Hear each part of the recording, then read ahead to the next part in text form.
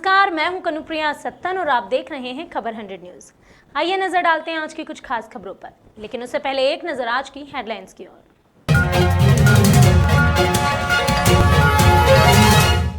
बदनावर के आंगनवाड़ी कार्यकर्ता के साथ हुई बर्बरता, वैक्सीन का पूछने पर ग्रामीणों ने की मारपीट, आंगनवाड़ी कार्यकर्ता ने की उचित जांच की मांग।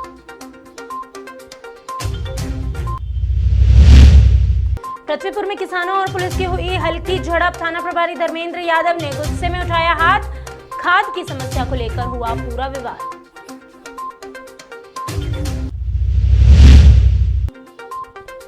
इंदौर में लिफ्ट के बहाने लूटने की कोशिश, एक युवती ने ब्लेड अड़ाकर की रुपयों की मांग, पुलिस कर रही है आरोपी युवती की तलाश।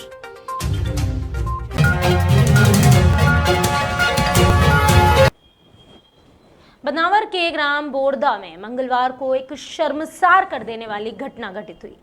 यहां ग्राम पंचायत बोरदा के मजरे धावड़िया खो में शासन के आदेश के अनुसार आंगनवाड़ी कार्यकर्ता कैलाशी और उनकी सहायिका संजू कोरोना वैक्सीन लगवाने का कहने जा रही थी। वो लोगों से पूछताछ कर रही थी कि क्या आपने कोरोना का वैक्सीन लगवाया है, और अगर नहीं लगवाया है तो वे उन्हें ये लगवाने के लिए प्रेरित कर रही थी। इसी दौरान उनकी मुलाकात आरोपी से हुई, जिसका नाम शैतान और झामू है। उन दोनों ने शैतान और झामू को भी टीका लगवाने का पूछा। तब आरोपियों ने अचानक ही उनके साथ मारपीट शुरू कर दी, उसे धमकी भी दी। उन्होंने कहा कि ना तो हम टीका लगवाएंगे और ना ही किसी को लगवाने देंगे। यदि अब कभी भी हमसे टीका लगवाने की बात कही गई तो जान से मार दिया जाएगा। आंगनवाड़ी कार्यकर्ता और सहायिका ने दोनों के खिलाफ केस दर्ज करवाया। बुधवार को सभी आंगनवाड़ी कार्यकर्ता आरोपियों के खिलाफ उचित कार्यवाही करने के लिए अनुविभागीय अधिकारी को आवेदन भी देंगी।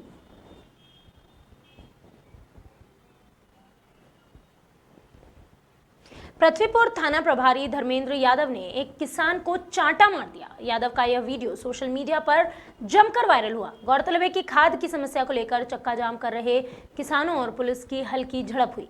पृथ्वीपुर में लगातार खाद की समस्या बनी हुई है। पुलिस प्रशासन ने लगातार किसानों को समझाने का प्रयास भी किया, अभी भी ये प्रयास जारी। इंदौर एयरपोर्ट पर सुबह जबलपुर जा रही एक महिला के पर्स से 2 कारतूस मिले। सीआईएसएफ ने एरोड्रम थाने को इस घटना की जानकारी दी। महिला पर आर्म्स एक्ट का केस लगाया गया और जमानत पर उसे छोड़ भी दिया गया। थाना प्रभारी के अनुसार महिला का नाम एकता श्रीवास्तव है। कुछ महीने पहले उसकी शादी इंदौर के गांधीनगर इलाके में हुई है। महिला के बयान के अनुसार उसके पिता राजेंद्र श्रीवास्तव जबलपुर में बिल्डिंग कॉन्ट्रैक्टर हैं। पूछताछ में एकता ने पुलिस को बताया कि जबलपुर में उसके घर पर कुछ बच्चे 8 mm कारतूस से खेल रहे थे। बच्चों के हाथ में कारतूस देखकर वह डर गई। उन्हें डांटते हुए कारतूस छीनकर उसने पर्स में रख लिया। यह 4 महीने पहले की बात है। उसके बाद उसकी शादी इंदौर के गांधीनगर में हो गई। मंगलवार को जब वह इंडिगो की फ्लाइट से जबलपुर जा रही थी, तब दोनों कारतूस स्कैनिंग में मिले। दोनों ही कारतूस बहुत पुराने हैं और अब ये चलन में है भी नहीं। उसे ध्यान नहीं रहा कि पर्स में कारतूस रखे गए हैं। फिलहाल पुलिस ने आर्म्स एक्ट पर मामला दर्ज किया है और महिला को जमानत पर छोड़ भी दिया गया है। कल दिनांक 23 नवंबर 2021 को एयरपोर्ट सिक्योरिटी में तैनात सीआईएसएफ के एएसआई दीपक यादव द्वारा थाने पर आकर सूचना दी गई कि सुबह जो इंदौर से जबलपुर की इंडिगो की फ़्लाइट है, उसमें एकता श्रीवास्तव नाम की महिला ट्रेवल कर रही थी। और जब सिक्योरिटी चेक में उनका हैंडबैग चेक किया गया तो उसमें 8 mm के 2 जिंदा कारतूस कैरी करके ले जाते हुए पाए गए थे। लाइसेंस के बारे में पूछने पर उनके पास लाइसेंस होना नहीं पाया गया था। इस आधार पर उनकी जब्ती की जाकर थाने पर रिपोर्ट दर्ज कराई गई, जिस पर से धारा 25 आर्म्स एक्ट के तहत एकता श्रीवास्तव के विरुद्ध प्रकरण दर्ज किया गया है। एकता श्रीवास्तव मूलतः जबलपुर की रहने वाली हैं। करीब 10 महीने पहले इनकी गांधीनगर थाना क्षेत्र में अमित सक्सेना से शादी हुई है और अभी 10 दिन पहले बाई ट्रेन ये जबलपुर से इंदौर आई थी और कल वापस मायके जाने के लिए इंडिगो की फ़्लाइट से इंदौर से जबलपुर जा रही थी।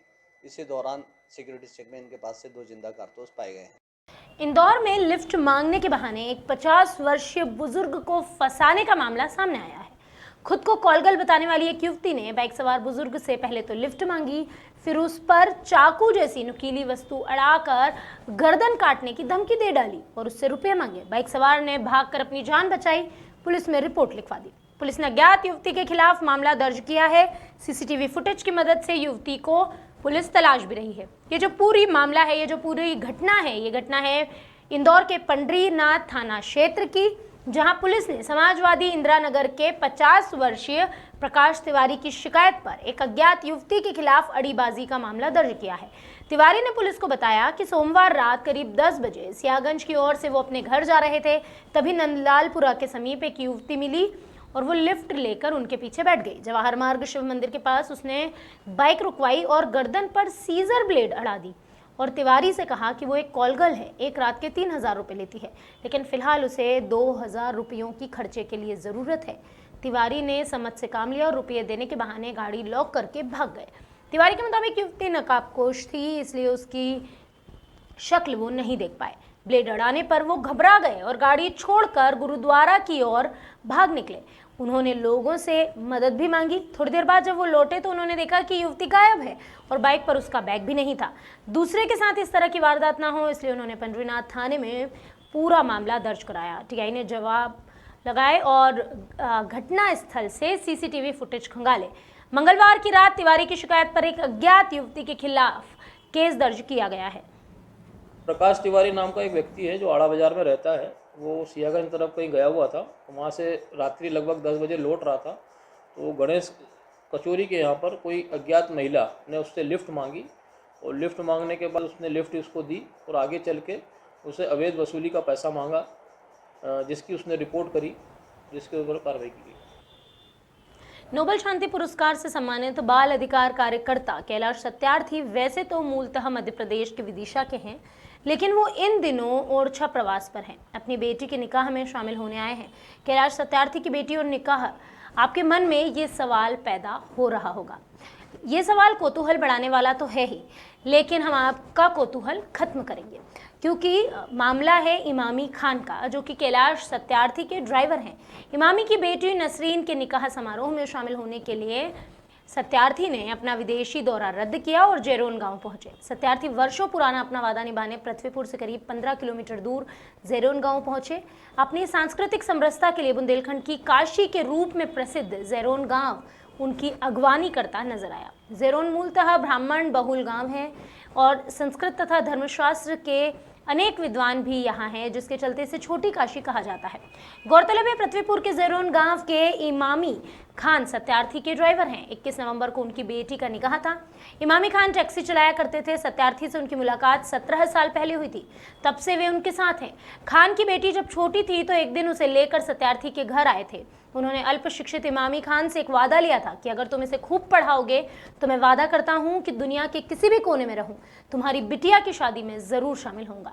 और सत्यार्थी ने इतने सालों बाद अपना ये वादा पूरा किया।